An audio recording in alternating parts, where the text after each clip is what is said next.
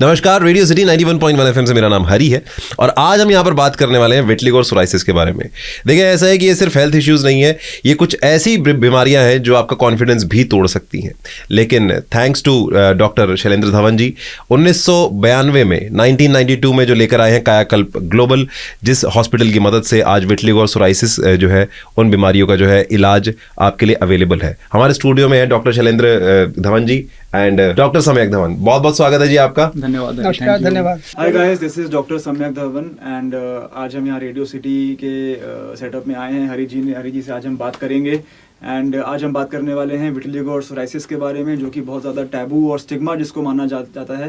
तो I hope you guys like the conversation और आगे बात करते हैं हरी जी से। सो सर, सबसे पहले तो यहाँ पर जानना चाहेंगे कि कायाकल्प ग्लोबल की शुरुआत कैसे हुई, बाप बेटे कैसे आए एक साथ? 1992 से बताना स्टार्ट कीजिए सर।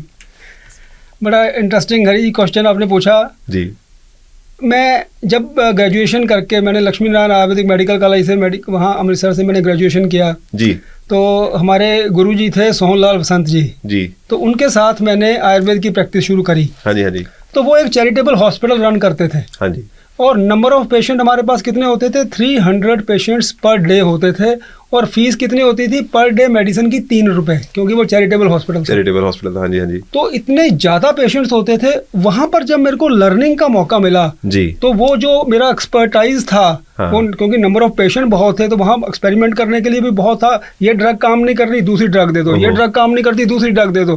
तो ऐसा करने से हमारे पास एक साल 2 साल के अंदर हम हर एक डिजीज के अंदर इतनी मास्टरी होती गई हमें। और हमारे गुरु जो थे वो स्किन डिजीजेज में उनकी मास्टरी थी जी सर। तो उनको आयुर्वेद पढ़े हुए थे। मेरे को अभी वो दिन याद है, एक पेशेंट आया, उसने बोला डॉक्टर साहब आई एम सो हैप्पी। उसने मिठाई का डब्बा गुरुजी को लाके दिया और कह रही क्या हुआ? कह रही डॉक्टर साहब मेरा ना सिर के अंदर सोराइसिस था, वो आपने जो ऑयल दिया था, मेरा सोराइसिस जो पिछले 15 सालों से एलोपैथी से ठीक नहीं हो रहा था वो आपकी दवाई से ठीक हो गया। और हमारे गुरुजी जो थे उसको बोलते थे एका कुष्ठा। आयुर्वेद में सोराइसिस को एक कुष्ठ बोलते हैं, जहां पर आदमी की चमड़ी मछली की तरह बनने लग जाती है, उसको बोलते हैं एक कुष्ठ जी सर। अब हमारे गुरुजी के लिए तो वो बड़ी बात नहीं थी, वो तो करते ही थे, लेकिन उसकी एक इनक्योरेबल डिजीज ठीक हुई। तो मैं वहां सामने ट्रेनिंग लेता था, मैंने उस चीज को नोट किया जी सर कि ये कितनी बड़ी बात है आयुर्वेद के लिए कि एक इनक्योरेबल डिजीज जो है वो ठीक हो पा रही है आयुर्वेद के ऑयल से और मेडिसिन से। वाह सर वाह। तो वहां से वो जर्नी जब शुरू हुई तो फिर वो आगे हम बढ़ते गए। अरे वाह सर। एंड देखिए, ऐसा है कि अभी मैं डॉक्टर धवन से बात कर रहा था सर, आपने एक चीज़ भी बताई थी कि एक तरीके से समाज में कई सारे ऐसे चीज़ें हो जाती हैं जो नहीं होनी चाहिए just because of vitiligo and psoriasis. वो एक आधा वाकया शेयर करेंगे सर आप, जो यूपी बिहार कौन सी जगह का आपने किया था सर प्लीज़? बहुत बड़ी आपने क्या, मैं आपको एक ऐसा इंसिडेंट सुनाता हूँ जिससे कि वो लाइफ चेंजिंग था हमारे लिए भी, हमारी संस्था के लिए भी। जी सर। हम लोग शुगर की दवाई दिया करते थे आयुर्वेद में, हम जॉइंट पेन की दवाई दिया करते थे, हम स्किन डिजीज को ट्रीट करते थे, हम मल्टीपल डिजीजेस को ट्रीट करते थे जी सर। एक पेशेंट मेरे पास आई, उसने मेरे को बोला, हम उन दिनों में मेरे को याद है हम 1 महीने की दवाई मान लो पेशेंट को देते थे, आसपास के पेशेंट आते थे। अब हमारे पास पैन इंडिया पेशेंट आते हैं तो उन दिनों में आसपास के लोग आया करते थे। तो मैंने उसको 1 महीने की दवाई दी। वो मेरे उस पेशेंट 4 महीने में उसका सफेद दाग था, विटिलिगो की पेशेंट थी जी सर। उसके हाथों पे, बच्चे की 12 साल के बच्चे का हाथों पे सफेद दाग ठीक हुआ। और उसने मेरे को बोला डॉक्टर साहब ऐसा करो 3 महीने की दवाई इकट्ठी दे दो। मैंने बोला तुम हर महीने तो लेती हो, तब 3 महीने क्यों करना है? उसने जो जवाब दिया आप भी हरी, आप सुन के आपको भी लगेगा कि ये क्या होता है हमारे देश में। उसने बोला कि पिछले 5 सालों से बिहार में की लड़की है, अब फरीदाबाद में रहती है, तो मैं इसको गांव में कभी 4 साल से किसी फंक्शन पे लेके नहीं गई थी, क्योंकि अगर इसको गांव में पता लग जाता कि इसके दाग है तो फिर बहुत समस्या थी हमारे लिए। अब आपने इसको ठीक कर दिया है तो मैं अब पहली बार खुशी खुशी इसको गाँव लेके जा रही हूँ। बहुत बहुत धन्यवाद सर आपका स्टूडियो में आने के लिए। और देखिए, जैसे शैलेंद्र सर आए, एक तो भाषा शैली बहुत बिल्कुल नाम की तरह है सर की, और साथ ही साथ देखें ऐसा है कि सर इसके बारे में अब और भी ज़्यादा बातचीत करते हैं। सबसे पहला मेरा क्वेश्चन ये है कि आप फादर सन डॉक्टर डुओ हैं और विटिलिगो और सोराइसिस को अपनी लाइफ का आपने काम क्यों बनाया, और इसमें अप्रोच जो है एक वो क्या आपने अप्लाई की, उसके बारे में बताएं सर। समय आप ज़्यादा इसमें हमने जो नोटिस किया, जैसे मैं MBBS डॉक्टर हूँ, फादर साहब जो हैं वो BMS डॉक्टर हैं, तो यहाँ पे हमारा एक डुअल अप्रोच आता है जहाँ पे कि हम ईस्ट मीट्स वेस्ट अप्रोच इसे कहेंगे ना, traditional medicine meets modern medicine वाला अप्रोच हमारा है। उसका रीज़न ये है कि जैसे सर ने बताया कि उन्होंने नोटिस किया कि एक बहुत बड़ा यहाँ पे स्टिग्मा है हमारे देश में कि जैसे हम भी जब ओपीडी करते हैं तो पेशेंट आते हैं तो बिहार में काफ़ी बार वो क्या करते हैं कि पूरी पूरी फैमिली को वो बॉयकॉट कर देते हैं, है ना, उनकी पूरी पूरी परिवार में शादी नहीं हो पाती है।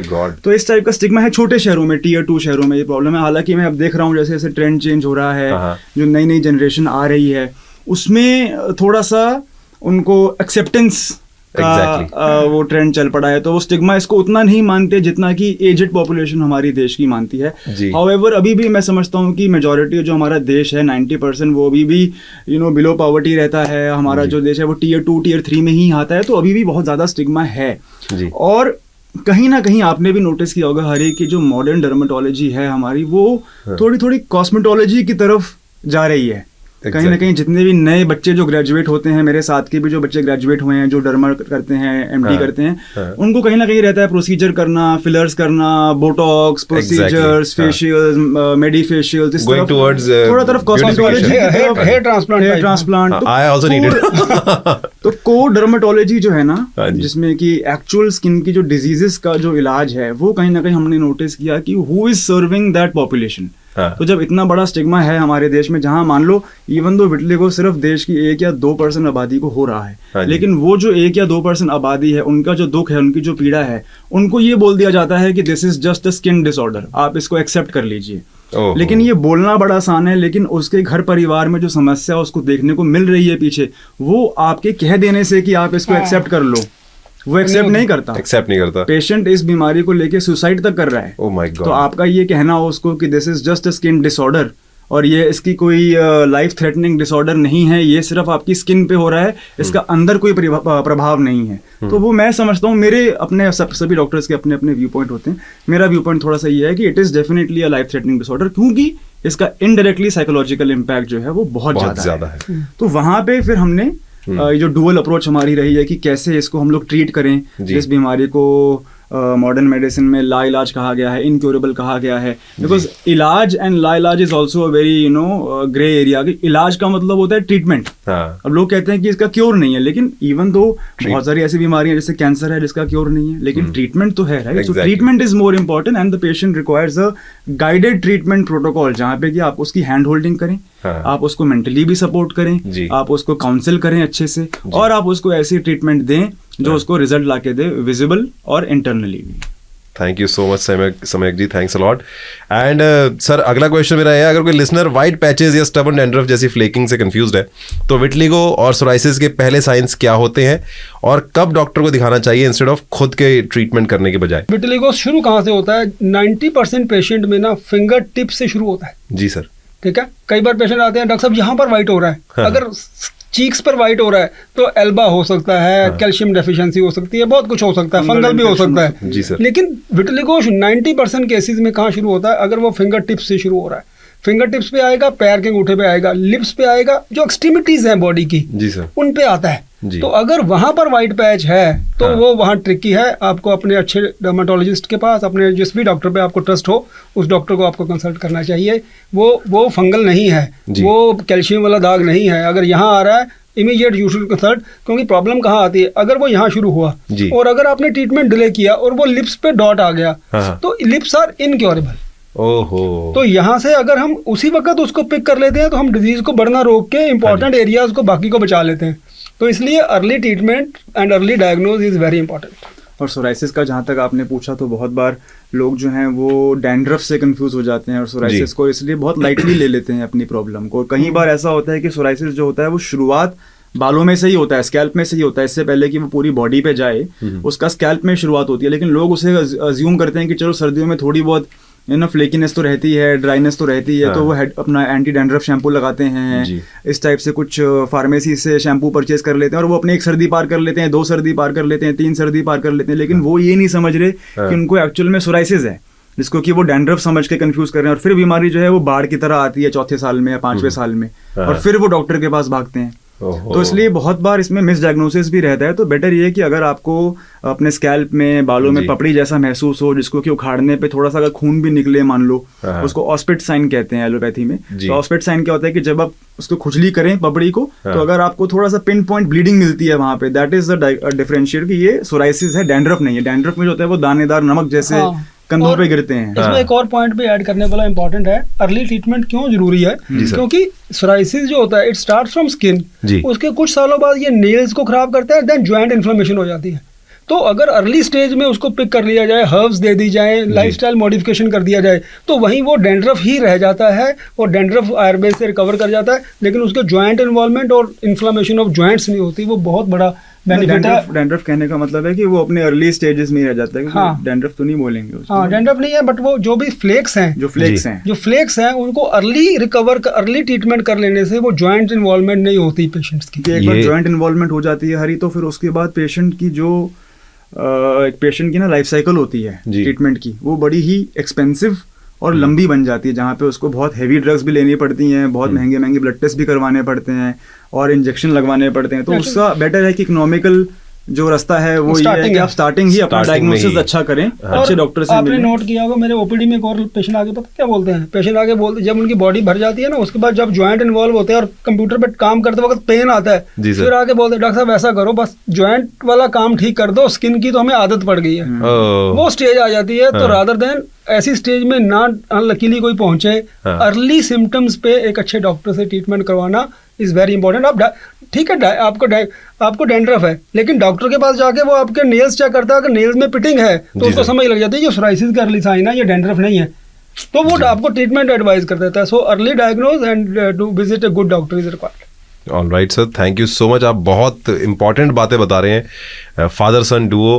एंड सर, मिथ और फैक्ट के बारे में यहाँ पर बात करते हैं। 3 कॉमन मिथ्स जो हैं, जो आप चाहते हैं इंडिया में तुरंत स्टॉप कर दिए जाएं विटिलिगो और सोराइसिस के बारे में, और उनके सिंपल फैक्ट्स जो उन्हें रिप्लेस कर सकते हैं कि ये बात है, ये 3 मिथ्स हैं, ये गलत है, और उनकी सच्चाई क्या है, ये बताएं सर। तो यहाँ पे मैं अपने दर्शकों को बताना चाहूंगा कि सफेद दाग और सोराइसिस दोनों ही छूने से नहीं फैलती हैं। ये चीज ऑटो इम्यून डिसऑर्डर्स जो आपके बॉडी के अंदर से शुरू हुई हैं, और ये कम्युनिकेबल नहीं है, स्प्रेड नहीं होती हैं, अनकम्युनिकेबल डिसऑर्डर्स।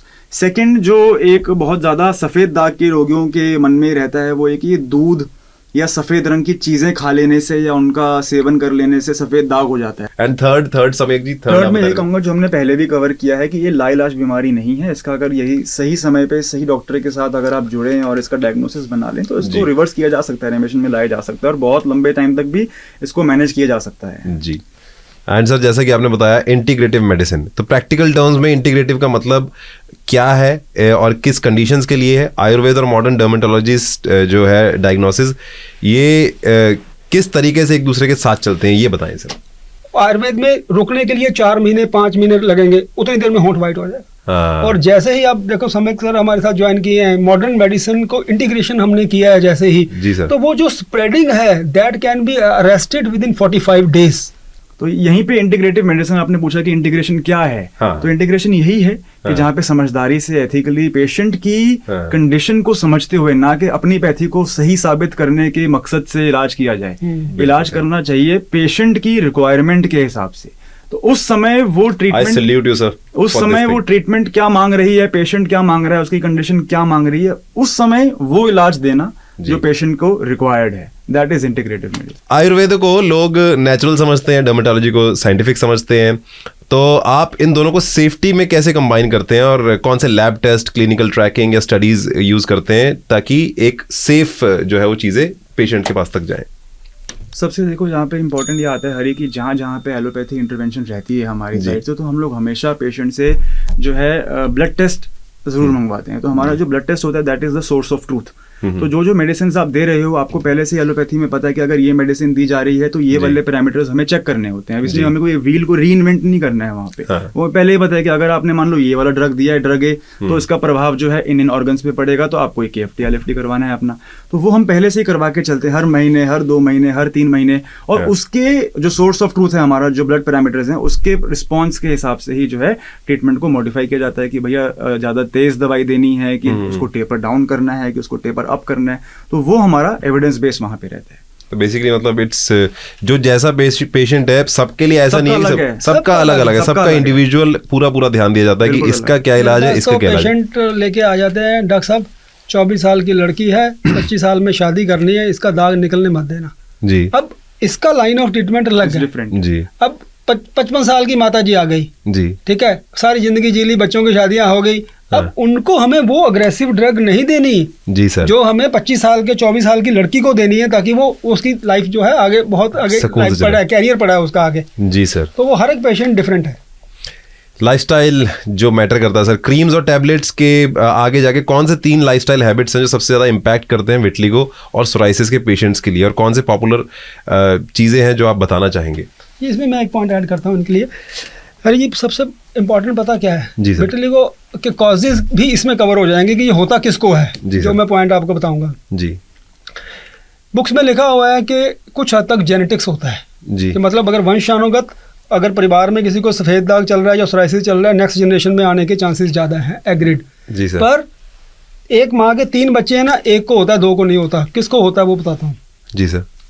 या फैमिली में पेशेंट आके बोलते हैं, डॉक्टर साहब हमारे तो दूर दूर किसी को सफ़ेद दाग नहीं है जी, 80% ऐसे जी सर। पर other auto immune disease like thyroid वो भी इसी में आता है, मतलब जो कीटाणु गले के थायराइड को खाता है वही कीटाणु घूम के चमड़ी में रंग को खाता है, एक ही कैटेगरी की डिजीजेज हैं। पर बटन ऑन किसका होगा ये इंपॉर्टेंट है। देखो जैसे मैंने बोला कि माँ के 3 बच्चे हैं, एक को होगा 2 को नहीं हुआ जी सर। किसको होगा? जो बटन खुद ऑन करते हैं पेशेंट, वो कैसे? हाँ जी।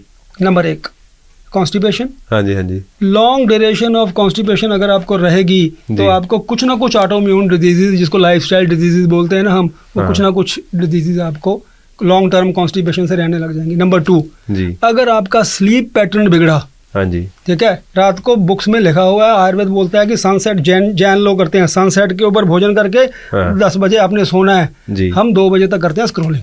हाँ ठीक है, लाइफ वो जो बॉडी के ऊपर जो स्ट्रेन पड़ता है जब स्लीप पैटर्न बिगड़ता है जी, जो कॉल सेंटर वाले एक महीना डे, 1 महीना नाइट, 1 महीना डे, 2 साल के अंदर अंदर वो हमारे पास आ जाते हैं। हाँ जी हाँ जी। तो लाइफस्टाइल के अंदर कॉन्स्टिपेशन जैसे मैंने पहले बताया, सेकंड स्लीप पैटर्न उसका बिगड़ना, सर्कैडियन रिदम होता है, सूरज के हिसाब से हमारी बॉडी चलती है, सूरज के हिसाब से बॉडी को चलाओगे कोई भी डिजीज नहीं आएगी। जैसे ही सूरज की सर्कल को आप ब्रेक करते हो आपके अंदर ये प्रॉब्लम आने लग जाती है। और तीसरा सबसे बड़ा कारण है स्ट्रेसफुल कंडीशंस जी सर।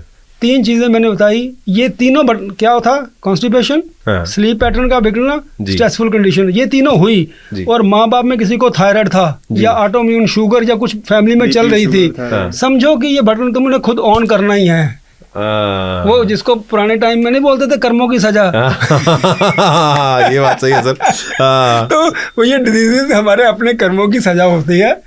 और जब हमारे पास पेशेंट आता है तो हम पहले दिन उसको पता क्या, मैं तो इतने साल का हो गया मेरे को, कितने 30 साल हो गए पेशेंट देखते को, मैं तो उसको क्या बोलता हूँ, जैसे सोराइसिस आ गया, डेंड्रफ आ गया जी सर, ये हल्का सा कोहनी पे पै जाता है, मैं क्या देख तेरे पे भगवान की कृपा है, तेरे को भगवान मौका दे रहे हैं, आज तू मेरे पास आ गया, तेरे को मैंने ये चीजें समझाई, अब तू मान ले। अब अगर तू नहीं मानता तो फिर सुन क्या होगा जी, फिर वो भी बता दो। फिर मैं क्या देख 5 साल के अंदर अंदर तू ये कार्डियक वाला डॉक्टर, ब्लड प्रेशर वाला डॉक्टर या शुगर वाला या जॉइंट पेन वाला, इन चारों में से 2 के कैबिन के बाहर बैठा हुआ मिलेगा मेरे को।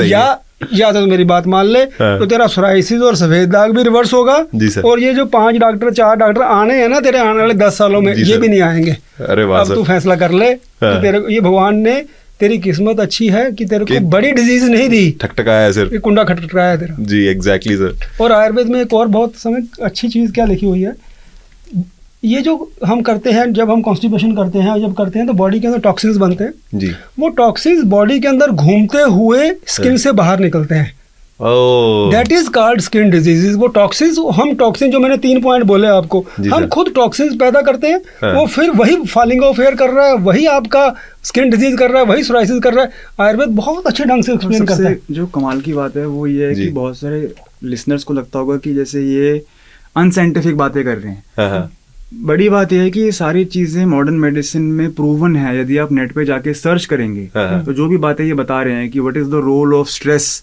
इन ऑटो इम्यून डिसऑर्डर, तो हर ऑटो इम्यून डिसऑर्डर, चाहे वो कैंसर हो, बीपी हो, शुगर हो, विटलिगो हो, सोराइसिस हो, वो सब में मेंशन्ड है कि मानसिक तनाव बढ़ने से जो है ऑटो इम्यून डिजीज ट्रिगर होती है, जिसकी वजह से ये सारी चीजें होती हैं। सेकेंडली जिन्होंने बताया सर्केडियन रिदम के बारे में, ये अभी प्रूव हो चुका है कि जिनका भी सर्केडियन रिदम खराब रहता है उनके बॉडी के अंदर इन्फ्लेमेटरी मार्कर बढ़ते हैं। वो जो इन्फ्लेमेटरी मार्कर, जिनको आम भाषा में कीटाणु कह दो या कुछ भी कह दो, वो जो इन्फ्लेमेटरी मार्कर बढ़ता है वो आगे जाके बाकी ऑर्गन्स पे अफेक्ट कर रहे हैं और फिर ऑटो इम्यून डिसऑर्डर हो रही है। तो it is now been proven, जो इतने सालों से 2000-3000 साल पहले जो हमारा आयुर्वेद में जो लिखा गया था उसको अब हम लोग प्रूव करने जा रहे हैं। जो इन्होंने गट वाली भी बात बताई है उसको भी आप स्टडी कर सकते हो। स्किन गट एक्सिस होता है जी। कितनी बार आप कहते हैं कि आजकल आप देखोगे कितने सारे नए स्टार्टअप आ गए हैं, ब्रांड आ गए हैं, वो बोलते हैं कि एक्ने क्यों होता है, पेट साफ नहीं होता। आपका मूड ऑफ क्यों रहता है, पेट साफ नहीं होता। आपको आईबीएस होता है, उससे आपका मूड ऑफ रहता है, फिर आपका फेस खराब होता है, क्यों हो रहा है? वो स्किन गट एक्सिस है। तो it is now all being proven again and again, जो सारी बातें पहले ही हमें पता थी। तो बस बड़ा सिंपल सा चीज है जी, अपना लाइफस्टाइल सुधारने की अगर कोई चीज कर सकते हो तो वो कर लो जी आप। बाकी डॉक्टर साहब हैं ही, वो आपको सुधारने में मजबूर कर देंगे। And sir, the hopeful take away, let's talk about the hopeful take away. अगर एक लिस्टर जो अभी जिसे डायग्नोसिस मिला है इस वीक में ही, तो रियलिस्टिक रिकवरी जर्नी जो है उसकी 3 से 6 महीने की में कैसी दिखेगी, ये बताएं sir. 3 months 20% recovery if the hair follicles are black, number 1। Number 2 जी सर, अगर दाग बढ़ रहा है और 45 days मैक्सिमम 3 months जी सर के अंदर वो अगर विटलिगो डॉक्टर से नहीं रुक रहा तो दैट मीन्स आपको ट्रीटमेंट की मॉडिफिकेशन की जरूरत है। आप हायर सेंटर पे जाएं और एक्सपर्ट डॉक्टर देखें या कुछ भी आप करें, बट वो चीज़ जो आप कर रहे हो वो परफेक्ट नहीं है जी। तो ये 2 पैरामीटर ऐसे हैं जिनका ध्यान सभी पेशेंट्स को रखना चाहिए। All right. एंड सर देखिए, ऐसा है कि कई सारे जो हैं देश के अलग अलग डिजिटल माध्यम से हम कई सारे लोग देखेंगे, देश के अलग अलग कोने से भी देख सकते हैं। तो एक बार ज़रा कायाकल्प ग्लोबल की ज़रा फिजिकल एड्रेस और सब कुछ चीज़ों के बारे में बता दें कि अगर किसी को ऐसी चीज़ होती है तो आपके पास कहाँ तक आ सकते हैं। तो हमारे 3 सेंटर हैं, एक लखनऊ में है, अलीगंज में, एक हमारा नवी मुंबई में है कोपर खैरन में थाने के पास, एक लखनऊ में है, अलीगंज में, और फरीदाबाद में हमारा मेन सेंटर है। इस पे अब तीनों सेंटर पे जाके भी दिखा सकते हैं। इसके अलावा यदि कोई पेशेंट दूर रहते हैं, आके नहीं दिखा पाते हैं, तो सबसे अच्छा फ़ायदा ये है कि टेलीमेडिसिन के माध्यम से, वीडियो कॉल के माध्यम से डॉक्टर से कंसल्टेशन किया जा सकता है, जहाँ वीडियो कॉल पे पेशेंट को अपने सफ़ेद दाग के पैचेस दिखा के डॉक्टर से कंसल्टेशन लेके और फिर मेडिसिन को जो है अपने घर पर ही मंगवाया जा सकता है। और फिर जो बाकी फॉलोअप वाला प्रोसेस है वो भी वीडियो कॉल पर हो सकता है। और फिर अगर पेशेंट को लगता है तो वो हमारे किन्हीं भी इन 3 सेंटर्स में जाके एक फॉलोअप विजिट भी ले सकते हैं। तो ये बहुत अच्छा ब्यूटी है टेलीमेडिसिन का, जहां घर बैठे बैठे भी अब इलाज करवाया जा सकता है सफेद दाग और सोराइसिस का। सर मुझे ये बताएं जरा कि अगर मान लीजिए शादियों का सीजन चल रहा है, अगर किसी की शादी आ रही है और भगवान ना करे किसी को ये प्रॉब्लम अगर शुरू हो रही है या उनको ऑलरेडी है, तो कुछ ऐसे ट्रीटमेंट, कुछ ऐसी टेक्नोलॉजी हमारे हॉस्पिटल में अवेलेबल है सर? तो देखो, सबसे पहले तो इसमें ये आता है कि जो टेक्निकली अगर हम बात करें तो बहुत ज़रूरी है सबसे पहले बढ़ते सफ़ेद दाग का रुकना। यदि 1 साल तक बीमारी जो है वो शांत हो चुकी है तो उसके बाद, और अगर पेशेंट की जो है, जैसे मैंने स्टार्टिंग में आपको बताया था कि उसकी हम एविडेंस बेस्ड ब्लड टेस्ट करवाते हैं, काम प्रॉपर तरीके से कर जाते हैं, तो अगर उसकी ब्लड पैरामीटर्स बिल्कुल ठीक हैं और 1 साल हो गया है, बीमारी शांत हो गई है, तो ऐसे केसेस में हम लोग सर्जरी भी करवा सकते हैं। उसे हम कहते हैं मेलानोसाइट ट्रांसप्लांट, जिसमें हमारी ही स्किन की चमड़ी से जो नॉर्मल स्किन है हमारी, जहाँ पे रंग बनाने वाली कोशिकाएं अभी जीवित हैं, उसको हम एक पील ले सकते हैं और उसको फिर केमिकल से ट्रीट करके उस स्किन में से जो रंग बनाने वाले सेल्स हैं, जिसको मेलानोसाइट कहते हैं, उनको निकाला जा सकता है, उसको हार्वेस्ट किया जा सकता है और फिर उसका लेप बना के जहां जहां पे सफेद दाग है वहां पे लगाया जा सकता है। तो ऐसा करने से, जैसे हेयर ट्रांसप्लांट में क्या होता है, पीछे के जो बाल होते हैं उनको आगे लगा देते हैं, सिमिलरली अपनी ही बॉडी में से अपने रंग बनाने वाले सेल्स को लेके ट्रांसप्लांट कर दिया है जहां पे रंग नहीं था, तो आने वाले कुछ महीनों में 2, 3, 4, 5 महीने में वो रंग वहां बना लेता है। तो इसे हम कहते हैं मेलानोसाइट ट्रांसप्लांट। तो ये उन लोगों के लिए बहुत अच्छा है जो, जैसे आपने बताया, मैनेजेबल एज ग्रुप में किसी को फास्ट ट्रीटमेंट चाहिए, किसी को फास्ट रिजल्ट चाहिए, तो ऐसा करने से जल्दी इलाज दिया जा सकता है। लेकिन the disease has to be stable for 1 year. बहुत सारे लोग, मैं देखता हूँ कि बहुत सारे डॉक्टर्स जो हैं वो ऐसा भी करना, मतलब बिना डिजीज को स्टेबल किए ऐसा करना गलत है, क्योंकि मान लो अगर बीमारी अंदर से अभी एक्टिव है और आपने यहाँ पे ट्रांसप्लांट कर दिया तो वो नए पैच बना सकती है, क्योंकि बीमारी अंदर से शांत नहीं थी। तो इसलिए अंदर से मैंने जो बात पहले बोली वो ये है कि डिजीज को स्टेबल करना बहुत जरूरी है। इसमें एक पॉइंट और मैं ऐड करता हूँ, जो छोटे शहर है ना, उसमें क्या हो रहा है कि जो पुरानी टेक्निक्स थी सर्जरी की, वो क्या होता है, पुरानी टेक्निक क्या होती थी, पंच ग्राफ्ट।